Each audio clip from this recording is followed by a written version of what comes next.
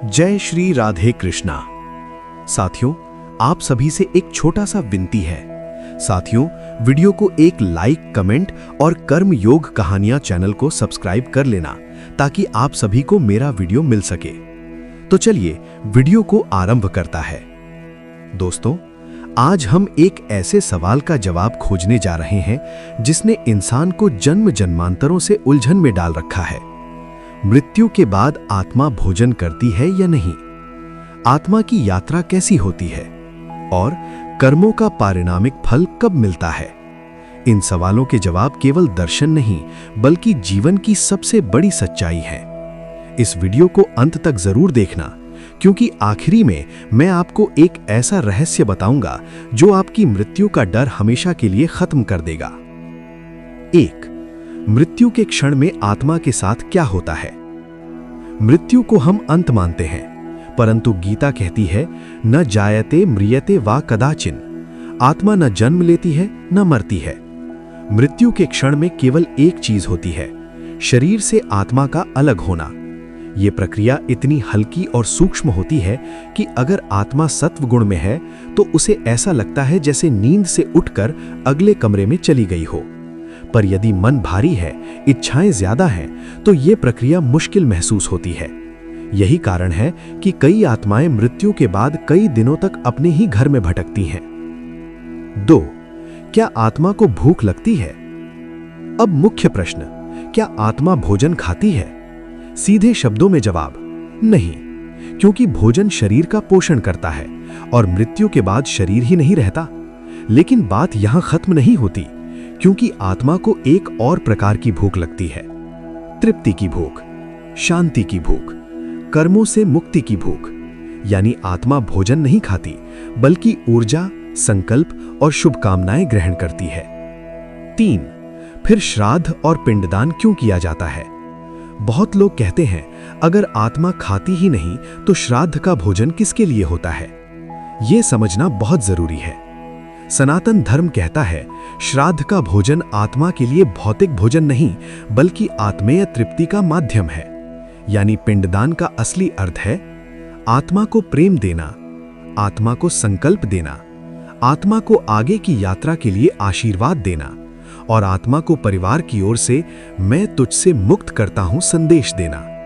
भोजन के रूप में जो अर्पण किया जाता है उसे पितरों तक पहुंचाती है। संकल्प शक्ति, श्रद्धा, पवित्रता, ये ऊर्जा का भोजन है। 4. मृत्यु के पहले 13 दिन आत्मा का सबसे संवेदनशील समय। धर्म ग्रंथ बताते हैं, पहले 24 घंटे आत्मा अचानक शरीर बदलने से भ्रमित रहती है। वो अपने परिवार के आसपास घूमती है। 3. उसे अपने पुराने जीवन की हर चीज दिखती है, घर, कमरे, लोग, बातें, लेकिन वो छू नहीं सकती, बोल नहीं सकती।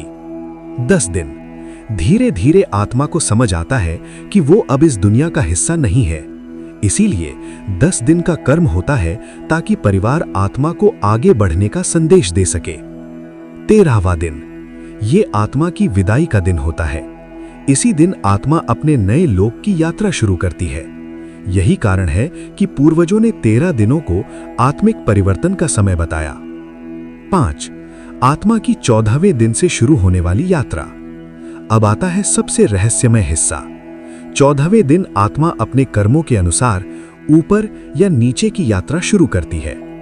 सात्विक आत्मा स्वर्ग, दैविक लोक या पितृलोक की ओर जाती है। राजसिक आत्मा 2 जन्मों के बीच के अंतरिक्ष में रहती है, जहां उसे अपने कर्मों के परिणाम देखने को मिलते हैं। तामसिक आत्मा भटके हुए क्षेत्र में जाती है, जहां उसे अपने कर्मों का अनुभव दर्द और पश्चाताप के रूप में होता है। कर्म ही आत्मा का पासपोर्ट है, कर्म ही उसका टिकट। 6. आत्मा भोजन नहीं खाती पर ऊर्जा पचाती है। धर्म कहता है आत्मा सूक्ष्म शरीर में होती है। सूक्ष्म शरीर को भोजन नहीं बल्कि ऊर्जा और भावनाएं मिलती हैं। इसीलिए अगर कोई परिवार झगड़ा करे, रोए, चिल्लाए तो आत्मा की यात्रा धीमी हो जाती है। और अगर परिवार शांत रहे, प्रार्थना करे और प्रेम भेजे तो आत्मा हल्की हो जाती है और जल्दी ऊपर पहुंचती है। 7. विज्ञान भी आत्मा की ऊर्जा को मान चुका है। कई वैज्ञानिक प्रयोग बताते हैं मृत्यु के कुछ ही सेकंड बाद मानव शरीर से 21 ग्राम ऊर्जा निकलती है। इसे ही वैज्ञानिक सोल एनर्जी कहते हैं। बिल्कुल वही बात गीता हजारों साल पहले कह चुकी है।